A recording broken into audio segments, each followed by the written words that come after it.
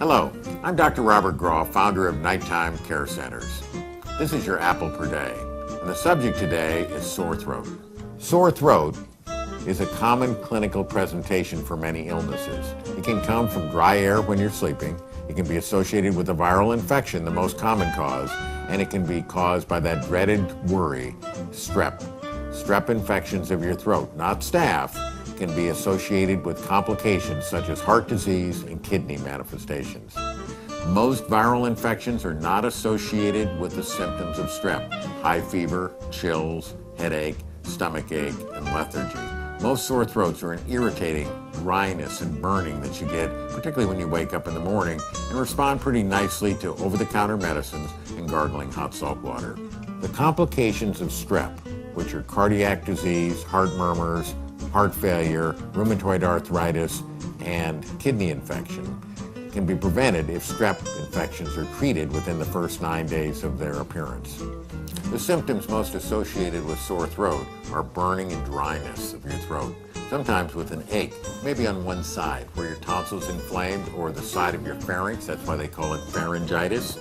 Those symptoms are usually easily remedied by using over-the-counter medicines such as Tylenol or Motrin, gargling hot salt water, keeping your nasal airway open. You can imagine if your nose is stuffy and you're breathing, you'll develop a sore throat. The treatment to make sure that your sore throat doesn't persist in the morning is to open your airway through your nose at night and run a cool mist humidifier, sleeping with your head elevated. It is not unusual, if you're living on the East Coast, that most families will have a number of sore throats and upper respiratory infections during the school year.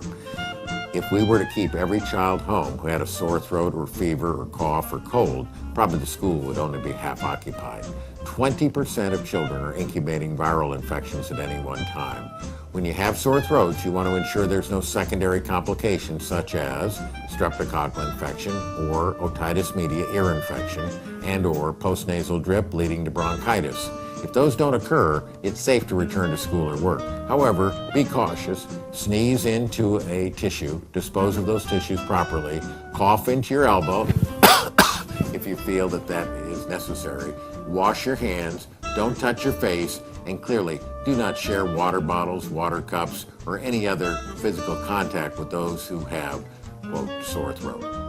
When you see your primary care provider, he'll undoubtedly take a culture for strep, the dreaded streptococcal infection that is associated with complications. If that strep culture is positive, he'll choose an antibiotic and a course of treatment which he thinks is best for you. If the culture is negative, don't plead with your doctor for an antibiotic. There is no antibiotic which will improve a viral sore throat infection. In some cases, patients will be treated with antibiotics for secondary complications of a severe pharyngitis or abscess. That's different than receiving an antibiotic for the first onset of a viral throat infection. Don't plead with your physician. Although your mother may have told you always got better when you got penicillin, that's not the case. You would have gotten better without penicillin at the same time. Be sure not to ignore those symptoms of progression. You won't miss them: difficulty swallowing, high fever, severe pain. Be sure to reach out for your primary care provider if you're worried. You'll never go too many times. You can miss that one critical time if you deny the symptoms. If you can't get in to see your primary care provider, check for us at nighttime.com.